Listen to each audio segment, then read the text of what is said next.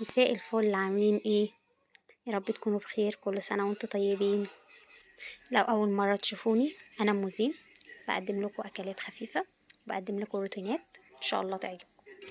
النهاردة الغدا كان مبكبكة. الطريقة ديت أنا تعبت جدا جدا عبال ما وصلت لها، ظبطت جدا فيها المبكبكة. لو تمشوا على طريقتي إن شاء الله تظبط معاكم. محاولات كتيرة كانت فاشلة، مرة تعجن، مرة ما تستويش، مرة اللحمة ذات نفسها ما تستويش، لكن الطريقة ديت ظبطت معايا والحمد لله، وإن شاء الله تظبط معاكم انتوا كمان. لكل اللي بيتابعوني، عايزة أعرف بتتابعوني منين. أي حاجة هستخدمها هكتبها لكم على الشاشة. يلا بينا نشوف الطريقة.